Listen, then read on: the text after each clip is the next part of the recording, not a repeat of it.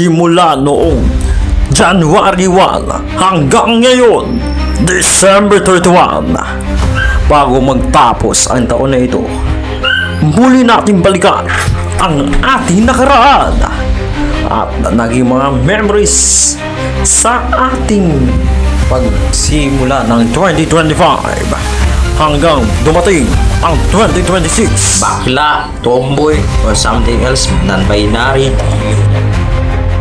Tinanong ko sa kanya kung nakakatawa yung pero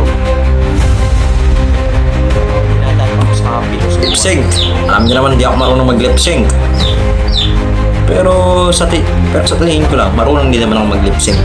Muli nating babalikan sa Year-End Stories with Jericho Pataw. Hey mga boss! Today is December 31, 2025. Siguro kasi hindi na 5 oras na lang bago magtapos ang taong 2025.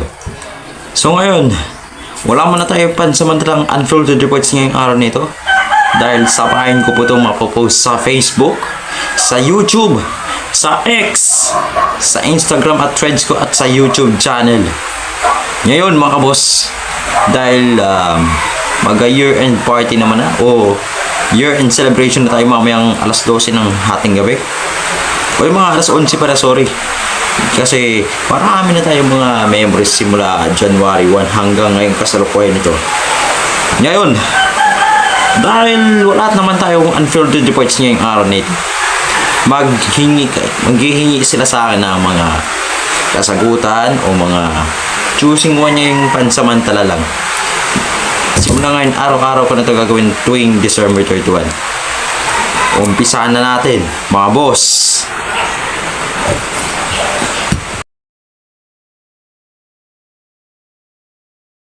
Mga boss, kung gusto nyo kumita ng pera dito, etong panoorin nyo, Tile World.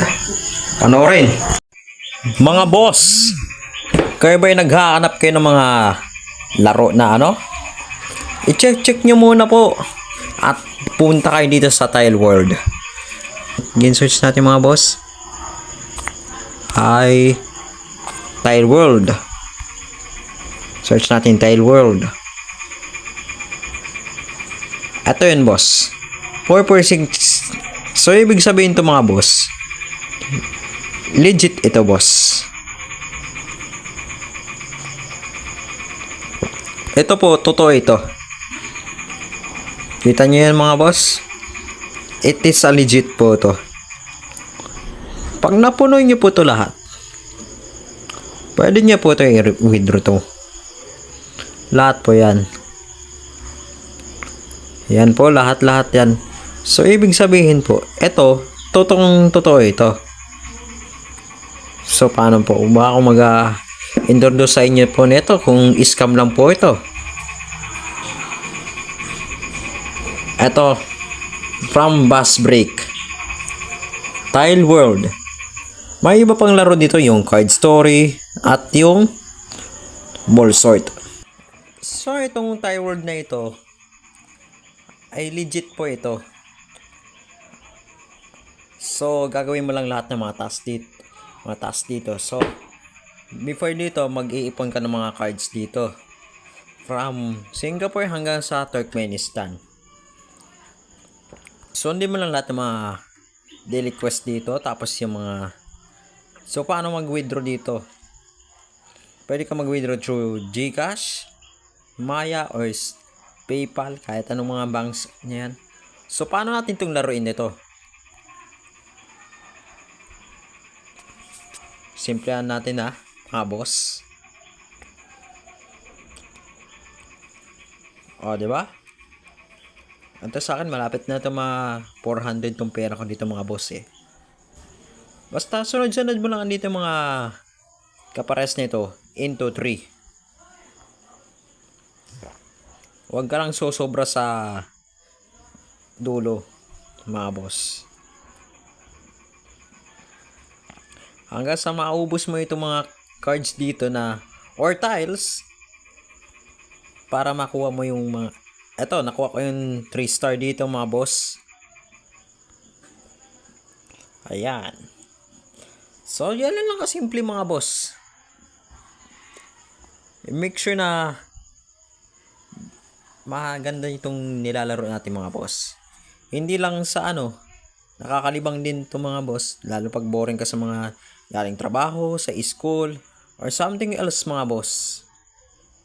Ito yung nilalaro ko pag wala akong pera o yung mga pambili ng mga projects. Ito na yung lalaroin ko araw-araw.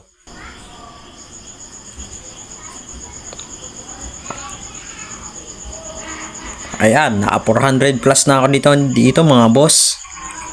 And dahil dyan mga boss, pipindutin natin itong withdraw. Ito, dito sa mga piso dito mga boss.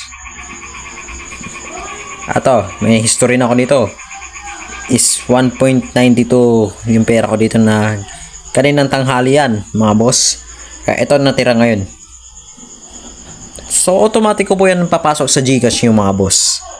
At ito naman, pwede naman to kahit magkano gusto mo dito. Kahit palakihin mo pa yung pera mo rito, okay lang.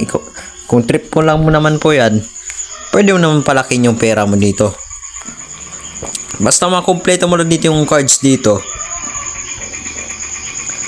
Dito nakalagay ito, complete all season 4 collections to withdraw. So, ganun lang kasimple mga boss. Itong app na ito is legit to. Paano pa? Mag-i-introduce pa ba ako? Or i-advertise ko po sa inyo kung scam po ito. Punta lang kayo sa Play Store mga boss.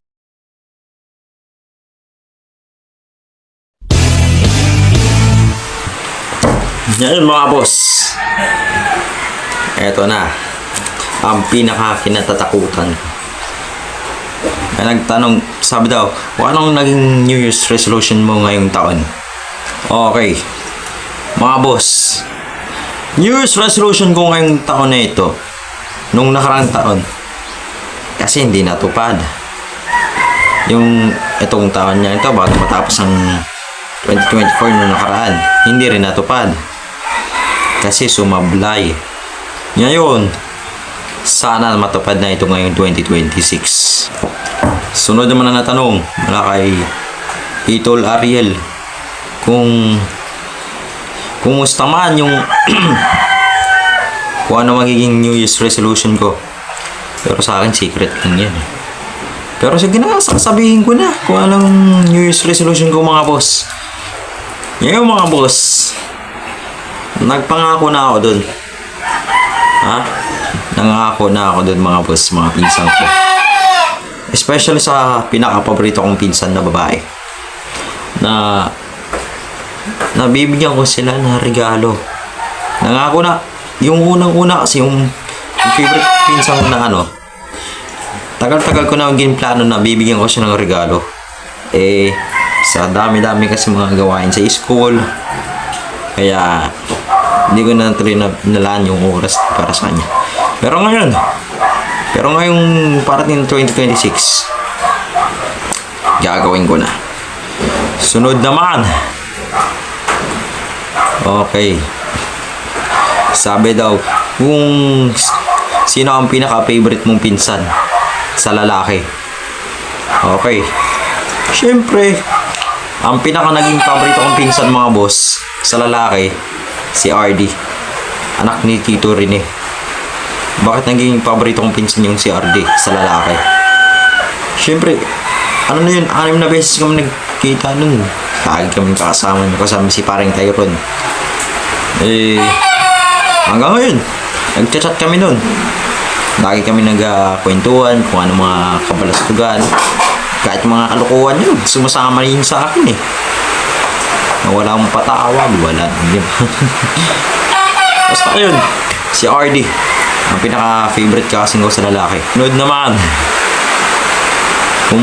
ano bang akads mo na, o anong goals mo ngayong 2026? Okay. Ang goals ko sa 2026 mga boss, sana makapagtapos ako ngayon na pag-aaral. Kasi, sa akin parang ano yata, nag-umpisa ako ng August 19 eh. Kasi siguro sa August 19 or iba kasi yung schedule namin sa second sem. Or sa second year ko, kasi last year na ako sa ACT. Dalawang taon na course lang yun, mga boss. Eh, kailangan natin sipagin natin. Walang pakundangan o walang mga patamad-tamad dyan. Sino ang mga sino ang pinaka favorite mong classmate from grade 1 to ano? Grade 1 to grade 12. So, ibig sabihin, hindi ba kasi nakakalimutan ko na. Pero, yung iba naalala ko. Yung grade 1, si Katrina. Yung grade 2, si Leonard. Ay, si ano pala, si Kate. Yung grade 3, si Nico. Grade 4, si Dominic. Grade 5, si Ryan. Grade 6, so naging kaklase ko ng grade 6. Okay, si Leonard. Tapos sa grade 7 naman, kasi pandemic yan, di ba? Grade 7, si Jumong. Tawag ko Bong Jun. grade 8, dito pa kilala yon. Grade 9, si Doming. Grade 10, si Dan. Ay, si Angela pala, sorry. Kahit di mo pinapansin. Kahit wala yun, kahit tinatakol nyo ako. Okay naman. Grade 11, si Luigi. Grade 12, Jesse at ito. Ngayon college, first year. Sana magtagal hanggang graduating namin si Mary Joy. Si MJ. Kasi, ibang-iba siya sa mga ano ko eh. Lahat naging mga class presidents, mga class mayors. Except sa akin kasi nag-mayor na rin, naging president na rin ako nung grade 6. Ito naman, kung ito kanina lalaki. Ngayon, babae naman. Kung sino ang favorite mo, pinsan mo sa babae. Tagal ko, ito, lagi ko na ito binabanggit ko kay tita eh. Pero, lagi ko rin ito sinasabi ko sa kanya. Alam na nga ito ni na mama at papa eh. Kasi pag minsan na pupunta ako doon sa hanggang nakaraan, pupunta ako sa bayan ng tiyo ko. Kasi nagkaroon kami ng year party namin doon. Hello. Nakasalamin din siya katulad nito. Pero iba ito sa akin, sa kanya kasi magirado eh. Ang pinaka-favorite kong pinsan sa lahat ng babae. Lahat ng mga pinsan kong babae. Simulat nung nakita ko yun. Parang nakita ko na yun siya nung unang kita namin. Nung burol ng aking yumaong ko tita. Ito. Yun. Ngayon mga boss. Ang pinaka-favorite kong pinsan sa babae. Si Althea. Bakit si Althea? Kasi, ano lang siya, ang birthday niya kasi sa September 2. Hindi ko nga in-expect na kaedad ko pala yun mga boss. Kala ko. Pero magkano yata sila eh. Magkasunod lang sila ng, o magkano din sila ng batch ng kapatid ko. Or year ng kapatid ko. Pero, kaedadan ko lang siya. Okay? Next! Sunod naman na tanong. Sino ang pinaka naging memorable mong tropa sa buong from senior high to college? Si Jesse. Si Tol Jesse. Bakit? Si Jesse boy. Kasi simula nung grade 10 lakas ng trip na niyan. Grade 11, kabilang ano na yan eh, kabilang section na yan si JC. Tapos ng grade 12, naging kaklase ko siya hanggang ngayon. Kaklase ko siya. mga boss. Kasi, di ko nga na-expect nung grade 12, naging kaklase ko rin pala ito si JC. Kaya ngayon, ganito kami oh. Dako tayo sa choosing one. Okay. Andre or Marvin? Si Andre, syempre. Kasi, makulit yun eh. Ha? Makulit yun si Marvin. Laging si Marvin kasi, parang nonchalant siya pero, sabi lang, Bito, pahiram mo ng cellphone. Kahit lobat na ako nun. Kahit lobat na ako, sige. Lobat na lobat. Lobat na lobat. Kaya, choice ko si Andre. Alex or Alexis. Mas bagay ko tawag dito kay Tolo Alex, Alexis. Kasi tawag di LJ din kay Alex, Alexis eh, o Alexander. Bago-bago. Yung tawag kasi mga, minsan may Alex na babae, may Alex na bakla, may Alex na lalaki. Okay. Aya. Oh, Bini naman ito. Aya or Mika? Siyempre si Mika. Si Bini Mika na naging favorite guys ko sa Bini. Noong 2023 ko pa siya naging 2023 ko pa ito nalaman niya. Bini, kaya choice ko si Mika. Ito. RD or LT? Pinapili niyo pa ako ah. RD or LT ah. Pwede naman both, mga boss. Boss, pwede naman both. Pipiliin mo pa ako ng dalawa, parehas ko yun sila paborito. Pero sa totoo lang, ang sige, pipili na lang ako ng isa. Kahit parehas ko silang mahal na pinsan. Ang pinakapaborito ko sa lahat ng mga pinsan. Buong pinsan talaga mga boss. Si Althea. Kasi, kaidadan, hindi sa kaidadan ko. Or, kasim lang salamin. Kasim kami na nagsasalamin. Ano lang, kita ko sa kanya, may siya, may attitude siya. At mga pagmahal siya sa mga pamangkin niya, like me. Kaya choice ko si Althea. Ito naman, usapang tropa ito. Lorenzo or Ariel? Dahil member ako ng Squad Boys MCAY. Si tayo, kay Tol Ariel tayo. Kasi naging member na rin ako dun eh, ng Squad Boys. Kasi may kababayan SMP. Kasi si Ariel ang naging buhat ng aking pangarap. Kaya Ariel tayo. Ang time check natin is now 7:20. Ano tayo oras ngayon? 7:35 na sa amin. Yun. Dahil hindi ko na ito papalagpasin itong oras na ito. Panoorin nyo na po ito.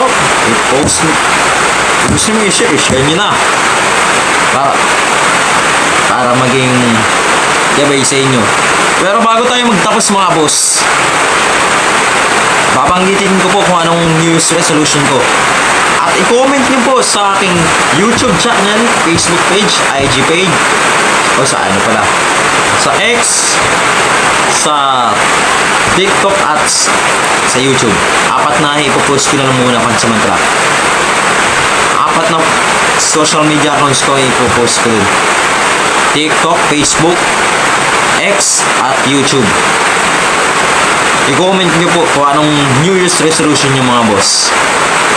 Pero sa akin, babanggitin ko na po ang aking New Year's resolution ko bago matapos ang taon na ito mga boss.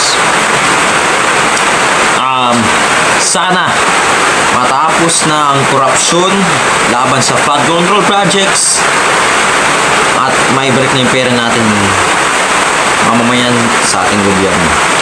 Tsaka marami akong mga New Year's resolution natin mga boss. Tatagdagan ko pa.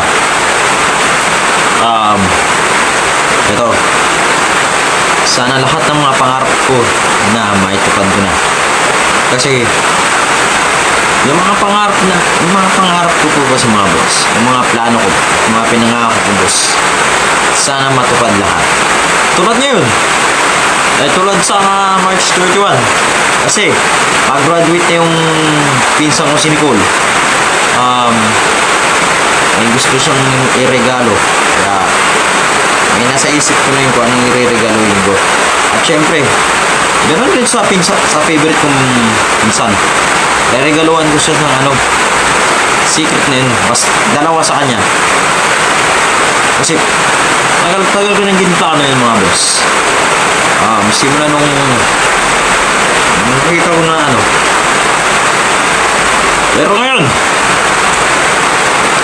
ipapangako ko na sa kanya na maibigay ko na ang kanyang gusto. Diyan na po nagtatapos ang ating year-end resolution and question and answer natin mga boss. Unfiltered